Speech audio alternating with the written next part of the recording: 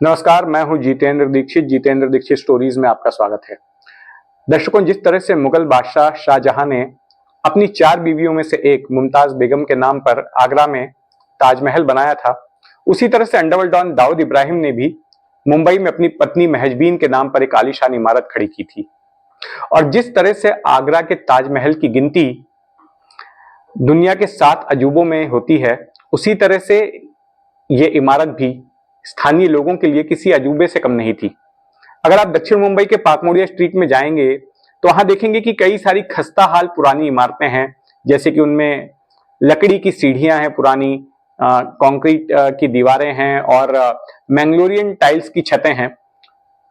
तो इस पूरे इलाके की टोपोग्राफी कुछ ऐसी ही है और वहां पर दाऊद ने एक आलीशान इमारत बनाई थी जो कि बिल्कुल चमचमाती हुई थी और जिसे देखकर स्थानीय लोगों की आंखें फटी की फटी रह गई थी। लेकिन होता यह है कि एक दिन दाऊद की मर्जी के खिलाफ इस इमारत को जमी दोस्त कर दिया जाता है, मलबे के ढेर में तब्दील कर दिया जाता है। और यह कहानी उसी घटना की है। दरअसल 1986 में जब दाऊद मुंबई को छोड़कर दुबई भाग गया और वहां पर उसने अपना अड्डा बनाया, तो बड़े ही ऐशो आराम से वो रहने लग गया दुबई में। और जो उसने बंगला दुबई में खरीदा था, उसका नाम अमेरिकी राष्ट्रपति के निवास व्हाइट हाउस के नाम पर रखा। तो दाऊद रहता था व्हाइट हाउस में, जहां सारी सुख सुविधाएं थी। लेकिन दाऊद के भागने के बाद भी उसके माता पिता, उसकी मां अमीना कासकर और पिता इब्राहिम कासकर, ये मुंबई में ही रहते थे। दाऊद की बहन ने मुंबई में रहती थी और नाते रिश्तेदार मुंबई में रहते थे। और मुझे लगता है कि दाऊद को कहीं ना कहीं इस बात का अपराध बोध था कि वो तो बड़ी ही अय्याशी वाली जिंदगी जी रहा है, ऐशो आराम की जिंदगी जी रहा है, लेकिन यहाँ पर उसके परिवार के लोग बड़ी ही साधारण सी जिंदगी जीते हैं। तो चाहता था कि वे भी वैसी ही आराम भरी जिंदगी जिए, उनकी भी जिंदगी सुकून भरी हो। तो इसके लिए डी कंपनी ने एक प्लान बनाया और जिस चौल में रहते थे पाकमोडिया स्ट्रीट में दाऊद और उसके परिवार के लोग, मुसाफिर खाना उसका नाम है। आज उस मुसाफिर खाना को भी, चूंकि वो रीडेवलपमेंट में चला गया है, तो वो चौल वहां पर नहीं है। तो उस चौल के सामने एक कादरी बिल्डिंग नाम की एक पुरानी जर्जर इमारत थी। तो दाऊद ने उस इमारत को खरीदवा लिया और उस इमारत में जो लोग रहते थे, किराएदार रहते थे। पगड़ी सिस्टम मुंबई में चलता है, जहां पर कि किसी इमारत के कमरे में रहने वाले लोग तकनीकी तौर पर उसके ओनर नहीं होते हैं। हालांकि उनको कीमत जो है पूरी चुकानी पड़ती है, लेकिन उन्हें नाम मात्र को हर महीने कुछ किराया भी देना होता है। तो जो इस तरह के किराएदार थे, उनको औने पौने दाम देकर भगा दिया गया। खाली एक को छोड़कर, एक चाइनीज डेंटिस्ट निचली मंजिल पर उसका क्लिनिक था, तो उसको छोड़ दिया और बाकी सबको भगा दिया गया था। अब इस इमारत को खरीदने के बाद में डी कंपनी की तरफ से मुंबई महानगर पालिका में एक अर्जी दी जाती है कि हमें इस इमारत की मरम्मत करवानी है, क्योंकि इसकी हालत खराब है, तो उसकी परमिशन दीजिए। परमिशन मिल जाती है, लेकिन परमिशन मिलने के बाद में डी कंपनी करती है कि उस पूरी इमारत को धाराशायी कर देती है, तोड़ देती है और उसकी जगह पर आलीशान ये टावर खड़ा कर दिया जाता है, महजबीन टावर। और इस टावर की बात ही कुछ अलग होती है। बाहरी हिस्सा, वहां पर शीशे की दीवार लगाई जाती है और यह शीशा भी बेल्जियम से मंगाया जाता है। इमारत का फर्श इटालियन मार्बल का होता है। बाथरूम में संगमरमर लगाया जाता है और जो नल होते हैं वो गोल्ड प्लेटेड होते हैं। पूरी इमारत एयर कंडीशनड होती है और इमारत की पहली मंजिल पर एक स्विमिंग पूल बनाया जाता है। और अगर कोई उस इमारत के भीतर अगर घुसता था तो उसे फील आता था कि किसी 5 सितारा या 7 सितारा होटल के अंदर जा रहा है। तो ऐसी एक आलीशान इमारत खड़ी कर दी थी दाऊद ने। लेकिन ये इमारत थी तो गैर कानूनी, क्योंकि परमिशन ली गई थी पुरानी इमारत को मरम्मत करने की। लेकिन यहां तो दाऊद ने पूरी की पूरी 5 मंजिल की एक नई इमारत बना दी थी। तब होता यह है कि उस इलाके में एक खबरी होता है जिसका नाम होता है सईदुल्ला, और उसकी डी कंपनी से नहीं जमती है। तो इस बात की जानकारी वो वहां के बीजेपी विधायक प्रेम कुमार शर्मा को दे देता है। और प्रेम कुमार शर्मा की ओर से इस इमारत के बारे में शिकायत की जाती है मुंबई महानगर पालिका से। मुंबई महानगर पालिका के पास इससे पहले जो भी शिकायतें आती हैं डी कंपनी की किसी संपत्ति के बारे में, तो अधिकारी उसको अनसुना कर देते थे। लेकिन उस दौरान मुंबई महानगर पालिका में एक ऐसा अधिकारी था जिसने कि दाऊद के खिलाफ मुहिम छेड़ रखी थी। खास करके 12 मार्च 1993 के बमकांड में जब दाऊद का नाम आया तो लगातार उसके खिलाफ उसने कैंपेन की थी और उसने एक लिस्ट बना ली थी कि दाऊद की कौन कौन सी संपत्तियां मुंबई में हैं, और वो वहां जाकर उनको तोड़ता था, वहां पर हथौड़ा चलाता था, उनको गिरा देता था। तो जब इस इमारत के बारे में भी जानकारी मिली तो उसके बाद एक दिन सुबह सुबह गोविंद राघव खैरनार नाम के ये अधिकारी, जो कि डिप्टी कमिश्नर रैंक के थे, उपायुक्त थे, वो पहुंचते हैं पाकमुड़िया स्ट्रीट में। 100 बीएमसी के मजदूर होते हैं उनके साथ, पुलिस का लाव लश्कर होता है और इमारत को तोड़ना शुरू कर देते हैं, बुलडोजर चलाना शुरू कर देते हैं, हथौड़े मारना शुरू कर देते हैं और शाम होते होते इमारत मलबे के ढेर में तब्दील हो जाती है। लेकिन ये जो हथौड़ा चलता है वो महजबीन नाम की इमारत पर नहीं चलता, यह दाऊद की नाक पर चलता है। क्योंकि दाऊद दहशत का पर्याय बन चुका था तब तक मुंबई शहर में। कुछ महीनों पहले ही उसने जे शूटआउट करवाया था, जहां पर 500 राउंड गोलियां चली थी, जिसमें AK-47 जैसी राइफलों का इस्तेमाल हुआ था। और जिस शहर में लोग दाऊद का नाम लेते डरते थे, वहां पर उसकी बीवी के नाम की इमारत को किसी अधिकारी ने मिट्टी के ढेर में तब्दील कर दिया था। एक पत्रकार हैं जिनका नाम है शराफत खान, ये इस पूरी घटना के चश्मदीद रहे हैं। आइए सुनते हैं उन्होंने क्या देखा था और ये पूरी कहानी क्या है। महजबीन नामी बिल्डिंग थी जो दाऊद ने अपनी बीवी के नाम पर बनाई थी। शानदार इमारत, उसके कमरे आप देखेंगे जवाब नहीं। उसके नीचे एक चीना डॉक्टर था, चाइनीज, तो उसका इतना आलीशान दवाखाना था और उसमें एक से एक मशीनें खुद दाऊद ने लगवा कर दी थी, सिर्फ इसलिए कि इस चाइनीज के रहते हुए ये विदेशी है, इस बिल्डिंग को कोई हाथ नहीं लगाएगा। लेकिन थी वो इलीगल।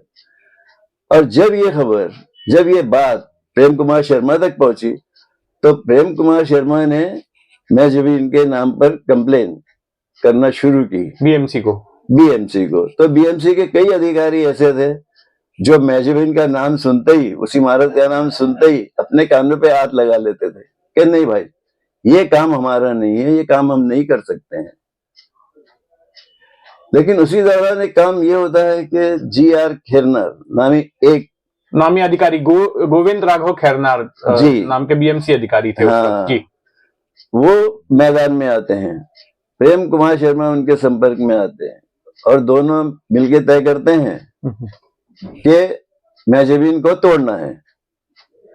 खैरनार इसके लिए तैयार हो जाते हैं, बल्कि खैरनार का ये कहना होता है कि मैं किसी दाऊद से नहीं डरता, मैं किसी भाई से नहीं डरता, मैं डी कंपनी से नहीं डरता, मैं इस इमारत को, इस महजबीन को तोड़ के रहूंगा। इसके बाद में वो अपनी कोशिश शुरू करते हैं, तोड़ने का पूरा हिसाब किताब लगाते हैं, बीएमसी में रिपोर्टें पेश करते हैं कि देखो ये इस तरह से इलीगल है, गैर कानूनी है। लेकिन इसके खिलाफ दाऊद खुद सामने नहीं आता, बल्कि वो चाइनीज डॉक्टर को खड़ा करता है। वो सामने आता है डॉक्टर चाइनीज, लेकिन एक मुकाम पर, एक जगह वो सभी हार जाते हैं और तोड़ने का ऑर्डर आ जाता है। तो खैरनार अपने पूरे लाव लश्कर को लेकर और पुलिस की एक बड़ी फोर्स को लेकर उस जगह पहुंचते हैं, बिन्नी बाजार की महजबीन बिल्डिंग पर, और एक ही दिन में उस शानदार इमारत को मलबे में तब्दील, हाँ, मलबा बना देते हैं, मलिया मेट कर देते हैं और उस जगह, इमारत की जगह सिर्फ जमीन दिखाई देने लगती है। और आम आदमी तो छोड़ो, खास आदमियों को भी उस दिन उस जगह पे जाने की इजाजत नहीं थी, परमिशन नहीं थी, पुलिस का इस कदर बंदोबस्त था। तो इस तरह जब ये महजबीन टूट गई तो जाहिर है कि दाऊद को धक्का लगना था, उसको माली नुकसान तो होना था, आर्थिक नुकसान तो था ही, उसके साथ साथ उसकी नाक भी कट गई थी। इतना बड़ा भाई, इतना बड़ा नाम दाऊद, जिसको लोग झुककर सलाम करते थे उस वक्त, उसकी इमारत का टूट जाना एक बहुत बड़ी नाक नीचे होने वाली बात थी, जो दाऊद को पसंद नहीं आई।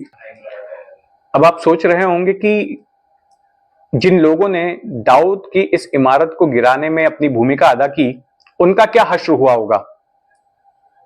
तो सबसे पहले तो जो सईदुल्लाह था, जो खबरी, उसके ऊपर डी कंपनी के शूटरों ने अंधाधुंध फायरिंग कर दी।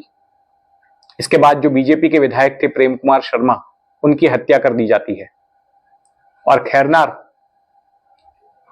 खैरनार भी मुसीबत में फंस जाते हैं। दरअसल होता यह है कि खैरनार ने जो लिस्ट बनाई होती है डी कंपनी की इमारतों की, जिन पर वो तोड़क कार्रवाई करते हैं, वो ज्यादातर ऐसी इमारतें जो हैं वो अल्पसंख्यक इलाकों में होती हैं। और उन दिनों जो महाराष्ट्र में सरकार थी, वो एक ऐसी पार्टी की सरकार थी जिसका वोट बैंक अल्पसंख्यक समुदाय का था। तो सरकार नाराज नहीं करना चाहती थी इस समुदाय को, और डी कंपनी को एक बहाना मिल गया था। डी कंपनी के लोग इस तरह से प्रचार कर रहे थे कि खैरनार डी कंपनी की इमारतों को तोड़ने के बहाने अल्पसंख्यकों को परेशान कर रहे हैं, और ऐसा एक नैरेटिव खड़ा कर दिया गया था। अब होता यह है कि महाराष्ट्र में मुख्यमंत्री बदले जाते हैं। सुधाकर राव नाईक को हटाकर शरद पवार मुख्यमंत्री बनते हैं, और खैरनार इस तरह का आरोप सार्वजनिक तौर पर लगाते हैं कि शरद पवार के मुख्यमंत्री बनने के बाद जो है उन्हें अपनी कार्रवाई करने में दिक्कतें आ रही हैं, और एक तस्वीर पेश करने की कोशिश करते हैं कि कहीं ना कहीं जो है शरद पवार दाऊद इब्राहिम के हमदर्द हैं। शरद पवार इन आरोपों से भड़क जाते हैं और कहते हैं कि वो मानहानि का मुकदमा दायर करेंगे खैरनार के ऊपर।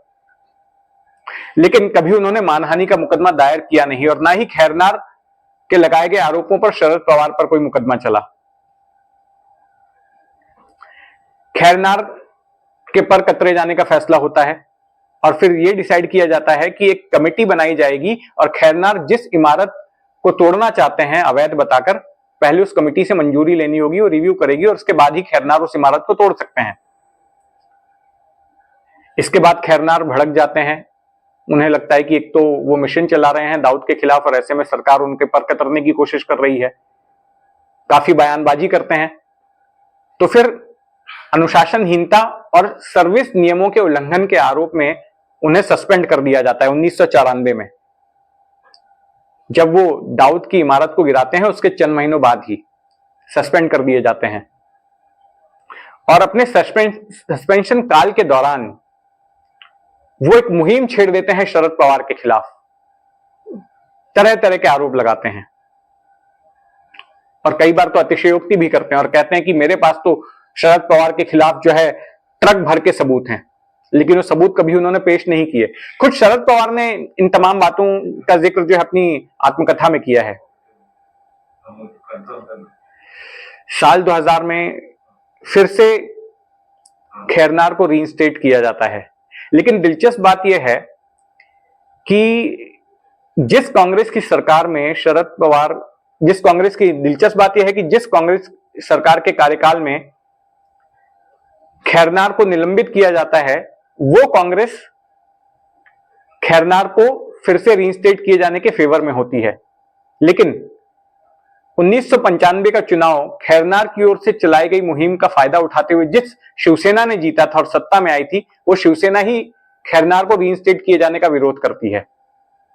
तो बड़ा दिलचस्प वाकया हो जाता है। खैर, इस पूरी कहानी का लबोलुआब यह है कि मुंबई में कोई एक ऐसा शख्स था जिसने ना केवल दाऊद की इमारत पर बल्कि दाऊद की नाक पर, दाऊद की दहशत पर अपना हथौड़ा चलाया था। खैरनार आज भी जीवित हैं, हालांकि वो बीमार रहते हैं, इसलिए ज्यादा लोगों से मिलते जुलते नहीं। मेरी भी उनसे एक दो बार मुलाकात हुई थी। उन्होंने खुद भी कई सारे किस्से मुझे सुनाए थे, जो आने वाले वक्त में मैं आपको सुनाऊंगा।